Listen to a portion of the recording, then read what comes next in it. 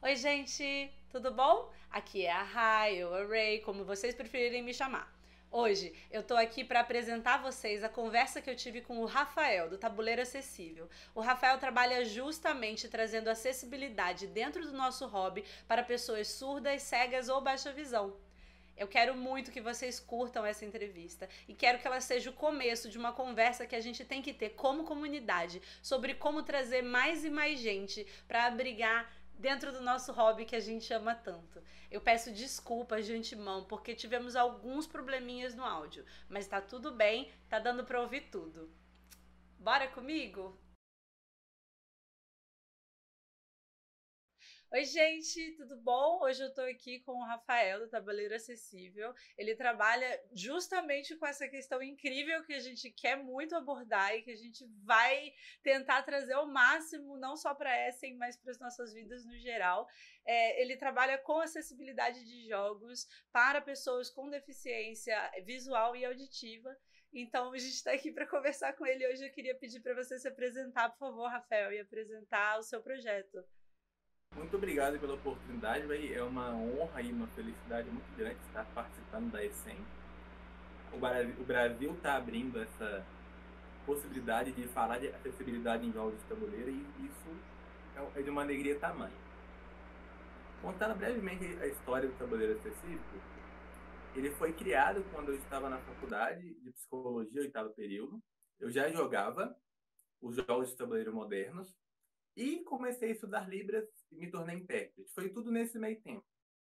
Eu fiz uma experiência com uma surda, eu fui junto com ela para jogar num evento, e aí nessa experiência eu fui tanto jogador quanto intérprete.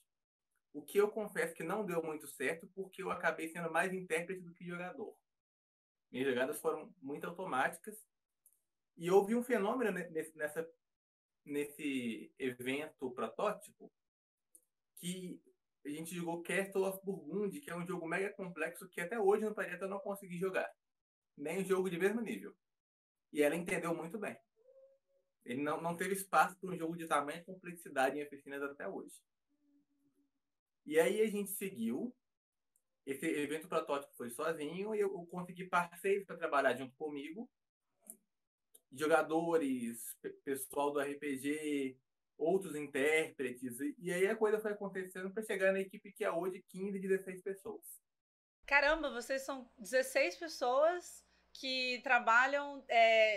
Como é que vocês fazem exatamente? Como são os eventos? Como é que funciona o trabalho específico de vocês, assim? Vou ter que responder isso antes pandemia e pós-pandemia, porque é a realidade nossa. Antes da pandemia, nós estávamos. Nosso produto eram as oficinas com acessibilidade. A gente realizou oficinas em museus, em espaços de tecnologia, em espaços da comunidade surda, em instituições, em vários locais. Em luderias também. Sempre que havia possibilidade, a gente fazia.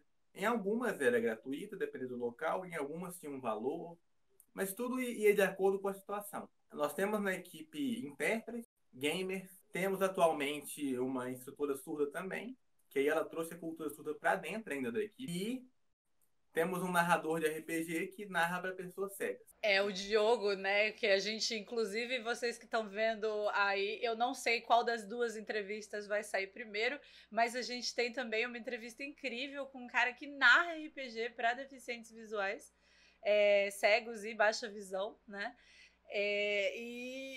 Gente, vocês têm que entender que isso aqui pra mim, tá conversando com você agora e conversar com o Diego daqui a pouco, inclusive, marquei com ele daqui a pouco. Mas tá conversando com você agora é uma coisa que pra mim é fantástica. A gente que é vidente, a gente que é ouvinte, a gente tem pouco acesso. Às vezes é falta de interesse, mas às vezes é de fato um não saber por onde começar, porque não tem um interesse de quem tá no poder de tornar acessível e de trazer o conhecimento de como trazer essa galera junto pra gente. Então a gente fica perdido sem saber nem por onde começar, né? E é muito complexo. Mas conta pra gente, pós-pandemia, o que vocês têm feito? Complementando a minha resposta anterior, como funcionam as oficinas? Em geral, é um trabalho em dupla, quando tem pessoas surdas na mesa, misturadas com ouvintes, que tem um intérprete e alguém que explica. Quando esse intérprete sabe Libras e sabe explicar, ele consegue gerir a mesa sozinho. E aí, depois a dinâmica segue sozinha de forma tranquila. Quando não tem surdos, aí é alguém explicando e a gente vai se dividindo. No nosso pós-pandemia, bom, nada presencial aconteceu na pandemia. Então, a nossa adaptação, e é uma adaptação que ainda está acontecendo, são lives mesmo. Lives sobre o tema. Porque, para mostrar a importância desse tema, das informações, lives complexas de se realizar no sentido logístico, porque tem que ter os falantes mais o intérprete. A gente tem que trabalhar tudo isso com acessibilidade. Então, a gente também não pode fazer um podcast só falando. Isso não é uma opção para nós. Seria mais simples, mas não é para nós. E aí o nosso trabalho tem que se passado por isso, né, nessa pandemia. Então, vocês têm o intérprete de Libras, né, fazendo aqui, eu não sei se ele acompanha as lives, como é que faz? Ele faz ao vivo ou é gravado depois? Vocês fazem programação gravada e colocam o intérprete de Libras? Nós temos vários intérpretes na equipe. Haviam mais, mas a gente é uma equipe de voluntários, então de vez em quando entra alguém, sai alguém. A equipe atual, inclusive, é diferente da equipe de um tempo atrás. Nas últimas que nós realizamos foi tudo simultâneo. Mas, assim, é importante que mesmo simultâneo a gente saiba do que é o assunto antes. E me conta uma coisa, a gente fala muito com o público que faz streaming, né? A gente fala muito com o pessoal que é da Twitch, que é do YouTube e que produz conteúdo. Como é que uma pessoa ouvinte, vidente, pode diversificar, assim, acessibilizar mesmo o conteúdo que ela tá fazendo de uma maneira que porque muitas vezes é uma produção de uma pessoa só, né? Por exemplo, o meu canal, eu produzo sozinha, eu faço as coisas sozinha, quando eu preciso de ajuda eu tenho que contratar alguém, e aí às vezes eu não tenho essa possibilidade. Como é que eu poderia fazer, ou uma pessoa como eu poderia fazer para tornar o conteúdo mais acessível para pessoas que são deficientes auditivas ou visuais? Pergunta interessante e complexa. Mas por que ela é complexa? Qualquer acessibilidade que você vai produzir, em qualquer contexto, ela é complexa. Porque depende de quem você está falando também. Se a gente for pensar para a pessoa cega, e essa resposta eu vou deixar ela ser mais completa com o Diogo, vai exigir pelo menos uma audiodescrição de você. Meu nome é Ray, eu estou de cabelo azul, usando um fone, que está coberto de um lado e do outro dá para ver, estou de camisa preta, ao fundo eu tenho um armário com vários jogos.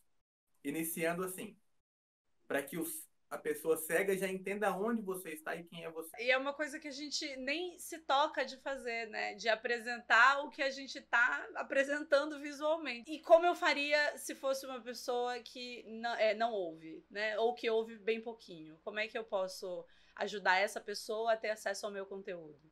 Primeiro eu vou trazer um conceito educativo muito importante que a gente diz. Você não trouxe isso e eu fiquei muito feliz, mas as pessoas usualmente falam surdo-mudo. E esse termo surdo-mudo ele é um tanto quanto problemático porque ele traz uma época de preconceito. Ele relembra isso, em que os surdos, por não falarem a língua oral, eram rejeitados e tinha uma série de problemas e aí eram chamados de surdo-mudo. Então a gente usa atualmente surdo.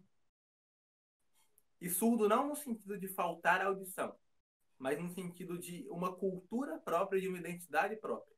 Então, deixando bem claro assim, não falta nada para o surdo e nem para o cego.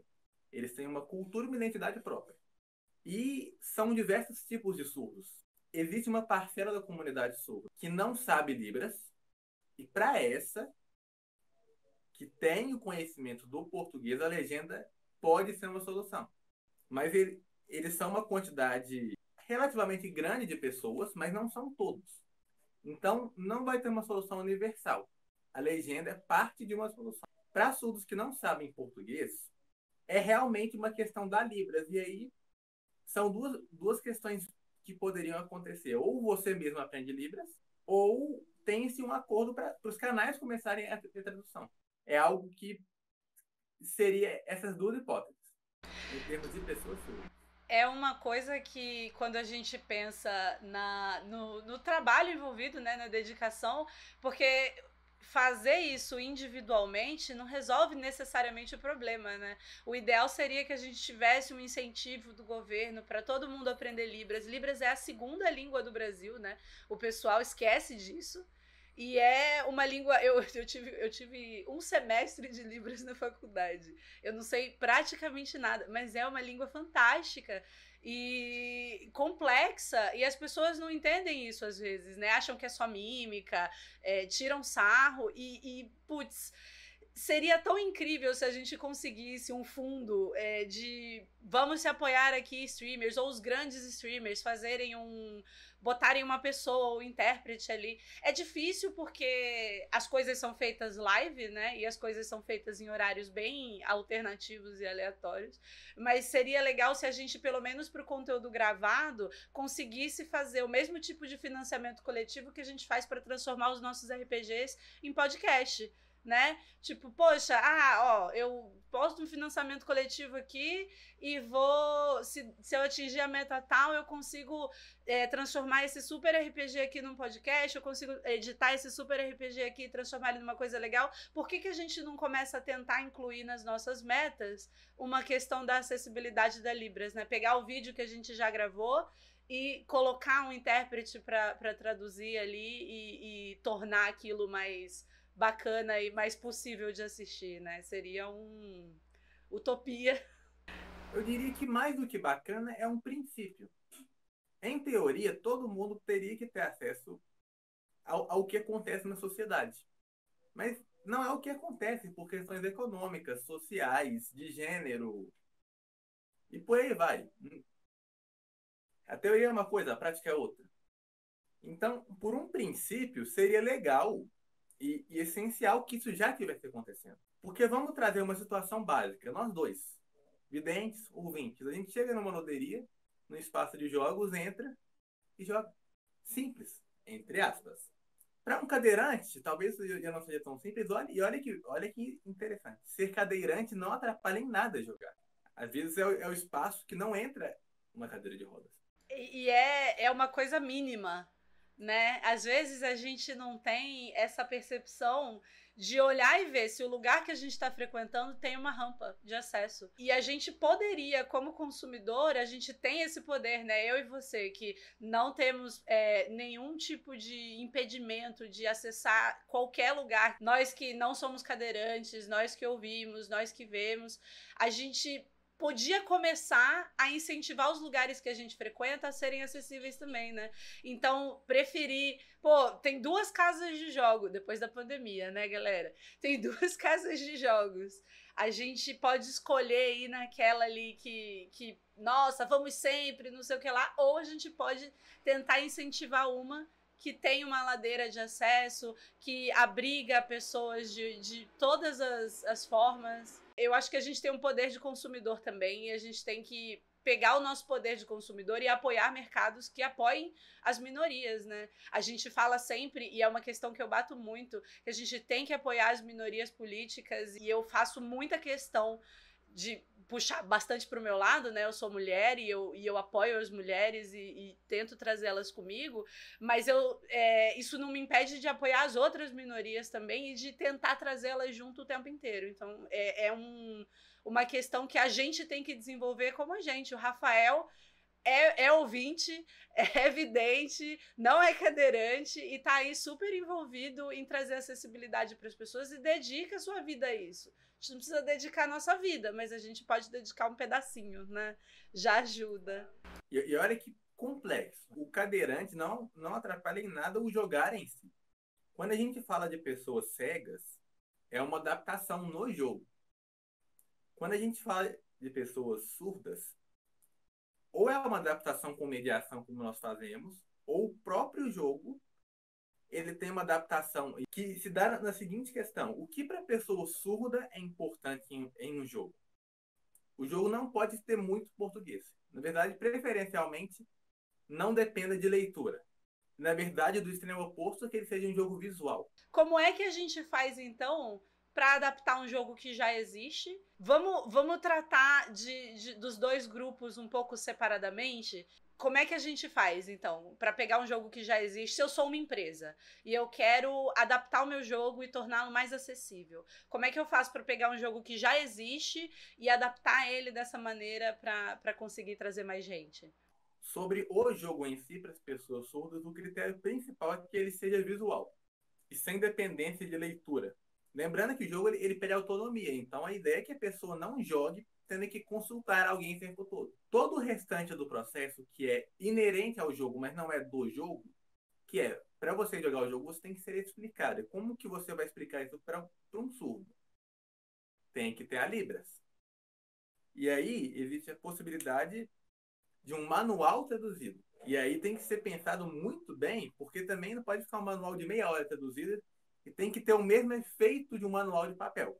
Se o manual de papel a gente consulta uma página X para encontrar a regra X, um vídeo traduzido que equivale ao manual, ele tem que ser num curto, o mais curto possível, e ter essas marcações. Mas você acha que seria um bom primeiro passo se as editoras com que a gente trabalha hoje, né, ou se as pessoas que estão pensando em escrever jogos deixassem disponível, assim, na caixa, um QR Code que leva para um vídeo manual explicando em Libras? Na minha opinião, eu acho que seria um passo menos custoso, né? Então, em relação a todos os outros que podem ser tomados. Sim, seria possível, mas se fosse para eu fazer, eu não gravaria só o vídeo, porque não é só informação.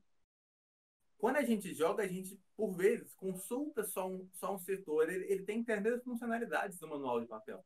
E eu estou pensando aqui em um manual funcional e um manual bacana, obviamente. Não estou comparando com um manual péssimo daqueles jogos que você tem que rebuscar muito para entender o que darei. Exige um estudo à parte também, porque existem termos específicos, por exemplo, meeple, bonequinho. A pessoa tem que conhecer dos jogos. E ainda teria que ser um vídeo visual, se possível, com o jogo junto, num vídeo ao lado, feito por edição, mostrando cada exemplo. Você move o bonequinho ou o meeple para lá, aí no caso, no vídeo ele já move junto. Porque imagina alguém explicando um jogo em português sem mostrar o jogo. Conta pra gente o que você usa em termos de equipamento, para tornar o seu canal mais acessível. Eu acho que a gente sempre tem essa dúvida. Por exemplo, quando eu comecei a fazer streaming, eu não sabia que câmera comprar, eu não sabia, sabe, nada do que fazer, e eu fui aprendendo aos pouquinhos. E eu acho que a gente tem um pouco essa dificuldade. O que eu começo? Onde é que eu começaria investindo se eu fosse investir em tornar o meu canal mais acessível? O que eu preciso, sabe? Tem algum equipamento especial que eu precisaria ter? Ou não, eu consigo fazer com as minhas coisas normais de streaming? O equipamento, eu vou trocar a palavra aqui por conhecimento. Porque o equipamento é o que você usaria para o trabalho normal. A questão aqui é conhecimento. E por um princípio, a gente quer atingir todos. A gente sabe que isso não é viável e nem possível, infelizmente. Mas o máximo possível já é um começo. Para o público cego, seria importante sempre que publicasse algo, tivesse áudio e descrição. Vamos supor que você vai botar uma publicação do Instagram com essa imagem que estamos vendo agora. E um textinho embaixo. Você colocaria o texto embaixo e colocaria hashtag para cego ver.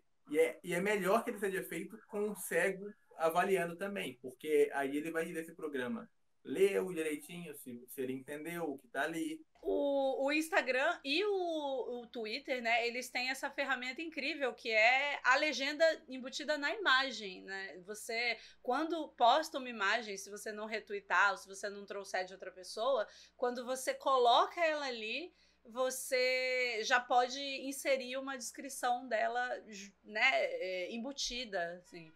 E funciona? A gente devia usar mais? Como é que é esse esquema? Já é um começo de usá-lo. Mas não sendo por ele, pode ser na descrição da publicação mesmo. Descreva a publicação e coloque embaixo, hashtag para cego ver. Outra questão também, mas isso no feed, como é que a gente faz no Stories? Do Instagram. Isso é relevante. O Stories do Instagram, então, o ideal é que ele tenha audiodescrição falada, porque aí ele não vai ter essa ferramenta, né, de leitura fácil, eu acho. É uma imagem. Salvo engano, e um salvo engano bem poderoso, tem uma batalha muito grande do pessoal cego em relação a isso. Mas os cegos vão deixar que o Diogo fala melhor do que eu.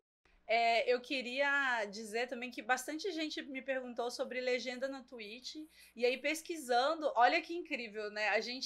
Quando a gente começa um movimento, quando a gente começa a falar assim, gente, eu quero falar sobre acessibilidade, as pessoas vêm com dúvida e tem umas coisas que são simples de descobrir e a gente só começa a conhecer depois que a gente se dá esse primeiro passo, né? Então eu descobri que existem 2 programas de legendagem automática na Twitch. Você instala ele no seu programa, ou se você faz pelo OBS, é um plugin do OBS, você coloca direto, e quem tiver o plugin do Chrome já consegue ver sua legenda automaticamente. E eu acho que um público que está tentando consumir streaming vai ser um público que vai se beneficiar bastante dessa legenda. Mas tem um software, eu vou deixar os links em algum lugar na descrição desse vídeo para vocês olharem. Então, essa é uma pergunta que eu nem vou fazer assim para você, mas foi uma pergunta que fizeram muito. Como é que eu coloco legenda numa live, num negócio online? Então, tem programas que fazem isso. E basta a gente começar que aparece um monte de coisa, e isso é incrível. Com certeza. Lembrando que a legenda é o comecinho do comecinho. Ele atinge uma parte muito específica da comunidade surda que não usa Libras. Agora, eu queria perguntar pra você, como é que a gente cria um jogo já pensando na acessibilidade? Boa, ótima pergunta. Quando você cria qualquer coisa, e isso não é sobre um jogo, você cria algo para alguém. Você precisa entender quem é esse alguém. Qual que é a necessidade desse alguém? No caso, se você está criando um jogo para pessoas surdas, é legal que tenha um surdo no processo. Para que ele seja parte ativa nessa criação, tematicamente e mecanicamente. E visualmente, inclusive. Para que você adeque isso para esse público. Claro, eu não estou dizendo aqui que um jogo para surdos é só para surdos. O que eu quero dizer é que um jogo possa ser jogado também por surdos. Claro, um jogo só para surdos também seria muito interessante. Mas aí é outro público-alvo, é outra proposta. Mas que o jogo que nós, ouvintes, jogamos, possa também ser jogado por eles, pelo menos na sua configuração, no seu design, sem que o jogo traga um impedimento. A gente pira muito, né, às vezes, pensando, nossa, como é que eu faço? Como é que eu poderia fazer isso? Mas eu teria que fazer dessa e dessa forma. E a gente esquece que às vezes basta perguntar para alguém que já sabe, né? Basta consultar uma pessoa que já existe. Quero criar um jogo, basta eu chamar uma pessoa que é surda para minha equipe, porque é uma comunidade de pessoas que eu acho que eles se fecham mais porque há uma total falta de interesse de quem ouve de participar. Mas quando você tá ali do lado, você se envolve com essas pessoas, são super abertas, elas são super conversativas e elas estão interessadas em trazer a gente para lá também. A gente fica pensando em acessibilidade, como é que eu vou trazer essa pessoa para o meu mundo, e a gente não pensa que a gente precisa entrar no mundo dela, né? Visitar, ir até o espaço dela, conversar com ela, viver a vida que ela vive, porque ela não tá necessariamente querendo viver a nossa vida. Ela não existe essa inveja de, ai meu Deus, eu gostaria de estar participando daquelas coisas que eu não posso. Existe uma necessidade de incluir socialmente as pessoas em tudo, mas é uma comunidade muito rica, que existe, que se desenvolve, que tem seus próprios jogos, que tem suas próprias formas de se divertir, e a gente tem que se inserir nela também, né? Não só puxar ela pra gente, mas entrar, né? Ir lá, conversar, bater papo. Isso. Somos todos importantes com nossas culturas e a gente quer ser valorizado. Você tem alguma coisa que queira dizer para a comunidade de ouvintes que está assistindo? Você pode contar um pouco para a gente dos projetos futuros? Tem alguma coisa que você sentiu que ficou faltando? Pode mandar bala. É uma honra e uma felicidade imensa estar em UMECEM. quer dizer para mim tanto de uma conquista quanto de um espaço que está mais aberto para tudo isso. Tem a Galbs Games também, que a gente vai mandar para esse dois vídeos traduzidos dos jogos deles, que é o Lençóis e Interceptor. E aí, ano que vem, a gente vai, pelo menos em um deles, trabalhar para adaptação deles. São dois passos que me deixam muito feliz e que mostram que, devagarzinho, a comunidade está aceitando essa necessidade. Segundo, que além da questão humanitária e social, que é essencialmente importante, é um público-alvo consumidor. Isso não pode ser esquecido. Claro, gente, como qualquer negócio, todo primeiro passo exige investimento. Fazer isso não é, com acessibilidade, não é diferente. Vai exigir investimento para você ter um manual traduzido, vai exigir investimento para você pensar em um jogo de forma diferenciada ou para você adaptar um jogo. Não tem como, vai exigir investimento. Isso principalmente para as editoras. Pode ser que aconteça um movimento de ajudar no financiamento disso nos canais, enfim, tem várias possibilidades disso ocorrer, mas eu não posso iludir também dizer que, nossa, vai ser de graça, vai ser gratuito, vai ser, nossa, fácil. Não é fácil fazer acessibilidade. É um serviço, literalmente é um serviço, a palavra cabe aqui. Mas isso tem que ser evidenciado. É um público-alvo consumidor. E aí cada público-alvo vai trazer suas questões, como no marketing, mas eles existem. Isso é reconhecer algo monetário. Reconhecer a existência é importante. Também mercadologicamente, mas não só. Então, primeira coisa passem lá no stand da Galbs Games, que tá aqui na feira. Eu também acho incrível que a gente esteja conseguindo trazer essa discussão para essa feira mundial, que é a maior feira de jogos do mundo, que assim, eu acho que a gente tá dando um passo que não foi dado ainda, né?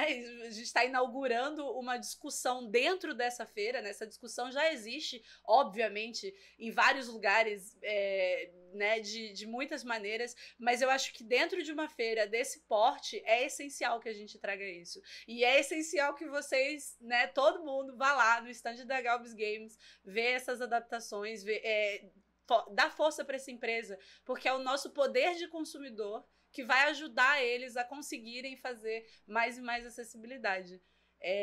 A gente tem um papel fundamental como ouvinte de apoiar o que essa tentativa de tornar mais acessível para quem é surdo.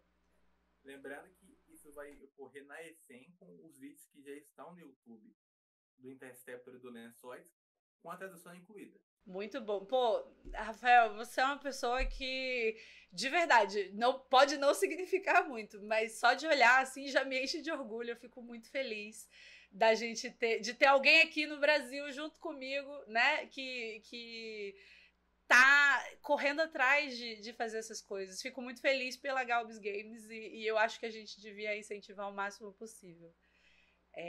Eu acho que a gente encerra a entrevista por aqui. Agradeço mesmo. Assim, a felicidade que você está sentindo se equipara a que eu sinto fazendo isso, tá? Essa entrevista é um negócio que eu quero muito me envolver. Então, vamos trazer para frente e vamos levar, né? Então, é isso, galera. Um beijo para todos vocês. Mas quer dar o seu tchau final, Rafael, para o pessoal? Só despedir mesmo. Agora sigamos e avançando na vida. Isso aí. Tchau, galera. Até a próxima.